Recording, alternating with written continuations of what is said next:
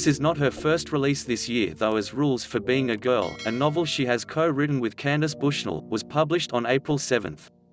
In any case, you will most definitely recognize Katie Cotugno's name from some of her other bestsellers, such as How to Love, 99 Days, or Top 10.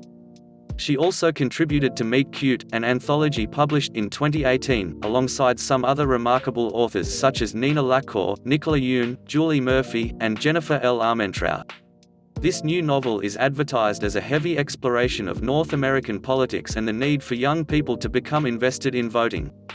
However, that is far from the real essence of the book.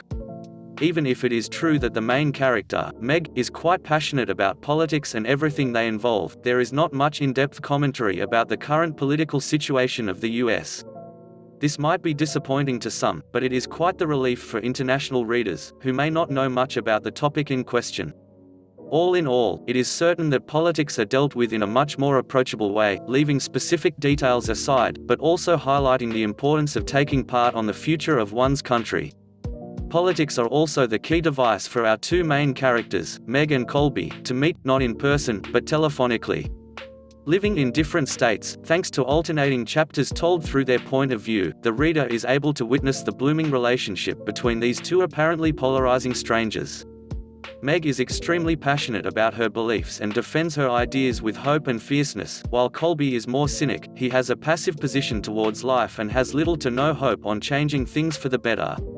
From there, their debates about politics and life in general help them understand each other, and themselves, better, trying to find common ground for the sake of their friendship and blooming love story.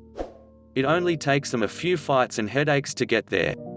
Despite the fact that the way in which the couple meet could be considered a bit problematic, as Meg reaches out to Colby after calling him for her work at a non-profit organization, their growing relationship is quite the trip of self-discovery and maturing. In spite of their constant debates and overall harmless fights, both characters learn from the other and begin to acknowledge the mistakes they make. Also, for a change, it is lovely to see how the male character is the one to constantly mush over his crush, and not the other way around. Colby is an absolute sweetheart in that sense and wears his heart on his sleeve, at least for the reader. On a more serious note, reading between the lines of their harmless banter and witty comebacks, both Meg and Colby begin to understand the prejudices and buried bias their own judgments hide. People from bigger cities can, at times, feel morally above people from small towns or less urban areas, while their counterpart is constantly burdened by a sense of judgment from others, either because of economic or social statuses. This sentiment is what strikes most of their fights, especially on the part of Colby. The exploration of this great source of insecurity and self-doubt is one of the most interesting aspects of You Say It First, as it is a feeling that quite undoubtedly transcends international frontiers. For fans of Holly Bourne's The Spinster Club trilogy, Cotugno's set of characters don't shy away from speaking up and defending their ideals, showing the great personalities they have. While maintaining a light-hearted prose, Cotugno also explores a beautiful array of relevant topics, if a bit stereotypical at times, such as the importance of speaking up when someone makes a tasteless joke, the fear of making mistakes when choosing one's future, or the importance of not settling down for something you are not happy with. Most of these are relatable for the great majority of readers, but, at the same time, Cotugno also dives into some heavy, dark themes, relating to the collateral damage that depression, suicide and alcoholism can create on one's loved ones. As a result, You Say It First becomes a griping, far-reaching novel, especially for those young adults who are starting to feel the pressure of being a real, fully functioning adult. All in all, You Say It First is a charming, lovely read.